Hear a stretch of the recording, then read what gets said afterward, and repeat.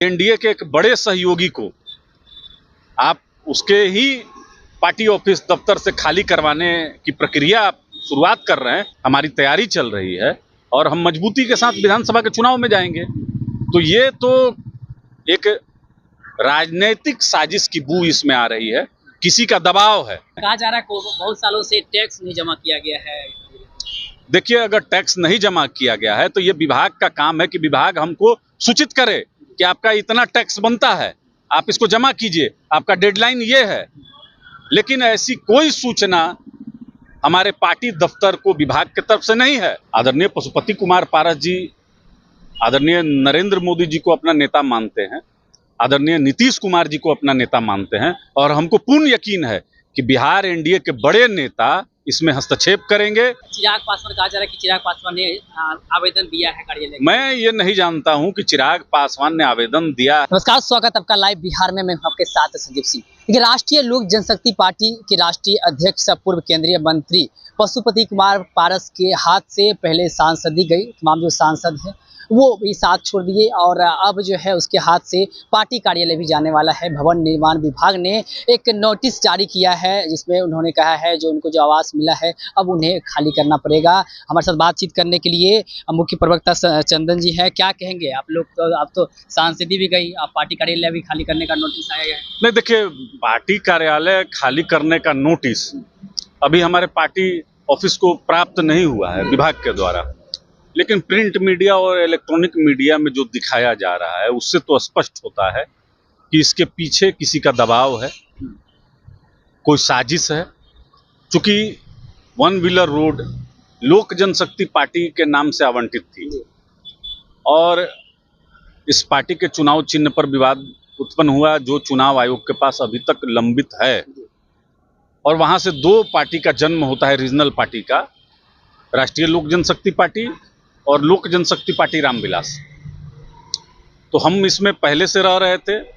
2021 में, 22 में और 22 में, 23 में लगातार हमने भवन निर्माण विभाग को पत्र लिखने का काम किया और नवीनीकरण करने के लिए जो प्रक्रिया होती थी उसके लिए हमने आग्रह किया। चुनाव आयोग के द्वारा जो हमको रीजनल पार्टी होने का जो सर्टिफिकेट भी प्राप्त हुआ है वह भी हम भवन निर्माण विभाग के पास जमा करने का काम किए और लगातार भवन निर्माण विभाग से आग्रह किया कि जो भी भाड़ा होता है एक पार्टी ऑफिस का वो हमसे लिया जाए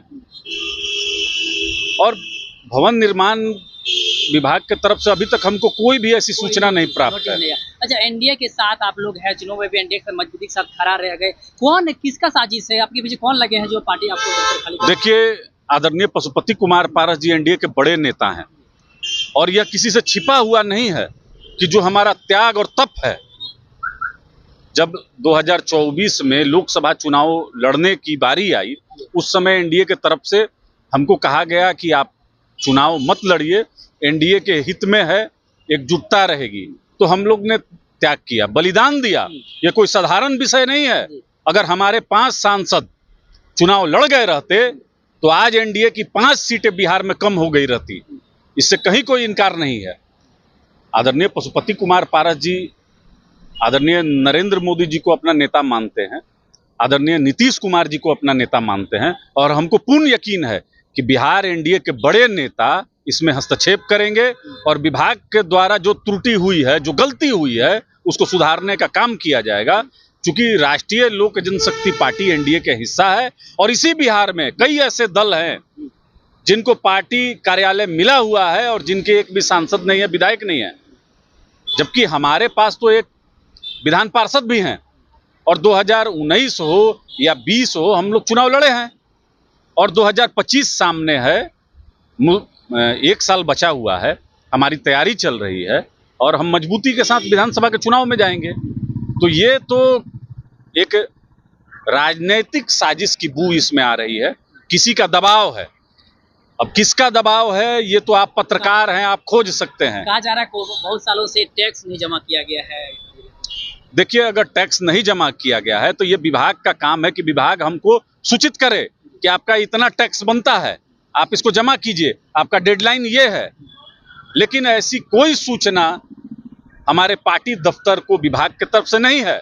मैं आपके माध्यम से भवन निर्माण विभाग को कहता हूं कि अगर आपके पास कोई दस्तावेज है जिस पर आपने हमको सूचना दिया है, उसको भी मीडिया के सामने आप लाइए। हमारे पास सभी साक्ष्य हैं कि हमने कब कब भवन निर्माण विभाग के पास पत्र के माध्यम से सूचना दिया है। यह सारे दस्तावेज हमारे पास उपलब्ध हैं और न्यायालय का भी रास्ता खुला हुआ है, हर रास्ता हमारे पास खुला हुआ है। लेकिन हम आपके माध्यम से आग्रह करेंगे भवन निर्माण विभाग से कि आपसे गलती हुई है, इसको आप अपनी गलती मानकर सुधारिए। आपने एनडीए के शीर्ष नेतृत्व किसी से बातचीत करना किया है अभी तक? देखिए, अभी तक तो हमारे पास लेटर ही नहीं आया है। भवन निर्माण विभाग का जो लेटर प्रिंट मीडिया और इलेक्ट्रॉनिक मीडिया में घूम रहा है, ये तो बहुत ताजुब की बात है। मैं जिस साजिश की बात कर रहा हूं वो यहीं से निकलती है कि राष्ट्रीय लोक जनशक्ति के पास, पार्टी के पास वह लेटर, वह नोटिस ना आकर वह अखबार और मीडिया में घूम रहा हो।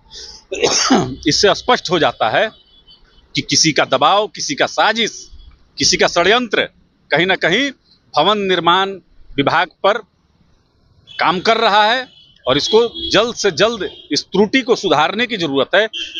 बिहार एनडीए में अगर एकजुटता की बात की जाती है तो कहाँ वाजिब है कि एनडीए के एक बड़े सहयोगी को आप उसके ही पार्टी ऑफिस दफ्तर से खाली करवाने की प्रक्रिया आप शुरुआत कर रहे हैं और हमको खबर ही नहीं है। चिराग पासवान कहा जा रहा है कि चिराग पासवान ने आवेदन दिया है कार्यालय। मैं ये नहीं जानता हूं कि चिराग पासवान ने आवेदन दिया है अथवा नहीं दिया है। मुझे इससे कोई सरोकार भी नहीं है। यदि आप लोग पास लेटर आता है तो क्या आप लोग तो इसका जवाब दिया जाएगा, इसका जवाब दिया जाएगा।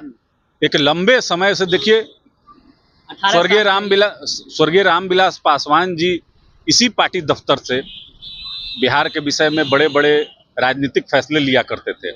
इसी पार्टी दफ्तर से दलित सेना का भी कार्यालय चलता है, जो बिहार और देश के दबे कुचले जो शोषित समाज हैं उनके बारे में।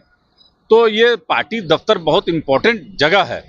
अब इसको अगर एक दिन में कह दे कि आप खाली कर दीजिए, अलबत्ता ऐसी कोई सूचना अभी आधिकारिक रूप से हमारे पास नहीं है। लेकिन जो प्रेस मीडिया में ये जो खबर फैल रही है उस पर मैं अपनी बात रख रहा हूं। जब मेरे पास सूचना इसकी आएगी तो इसकी औपचारिक जो है इसकी जानकारी और जवाब दिया जाएगा। तो आप हाईकोर्ट का भी शरण ले सकते हैं। देखिए, अभी तक तो कोई सूचना नहीं है। अगर भवन निर्माण विभाग अगर इस पर कोई कार्रवाई करता है तो हम न्यायालय के शरण में जाएंगे। बहुत बहुत धन्यवाद। तो हमारे साथ बात कर रहे थे चंदन सिंह, जिन्होंने साफ तौर पे कहा कि अभी तक हमें तो कोई सूचना नहीं आया है, कार्यालय को कोई नोटिस नहीं आया है, लेकिन यदि कोई नोटिस आता है, कोई सूचना आती है, तब हम जो है न्यायालय की शरण लेंगे। साथ ही साथ उन्होंने कहा है कि ये बड़ी साजिश है, कोई हमारे पीछे लगे हुए हैं और साजिश रच रहे हैं कि हम जो है ये कार्यालय खाली कर दे, हमारे पीछे पड़े हुए हैं। लेकिन ऐसा कुछ भी होने वाला नहीं है। प्रधानमंत्री मोदी जी का हम लोग ने साथ दिया चुनाव में भी, और एनडीए का हम लोग एक मजबूत जो है पार्टियां हैं उसके घटक दल हैं, और इतनी आसानी से हम लोग कार्यालय खाली नहीं करेंगे। अभी कोई भी सूचना हम लोग को प्राप्त नहीं हुई। कई सारी बातें इन्होंने कही है, आप भी सुने थे। क्या कुछ कह रहे थे, आप भी अपनी प्रतिक्रिया कमेंट बॉक्स के माध्यम से दे सकते हैं। आप देख रहे थे लाइव बिहार। बहुत बहुत धन्यवाद।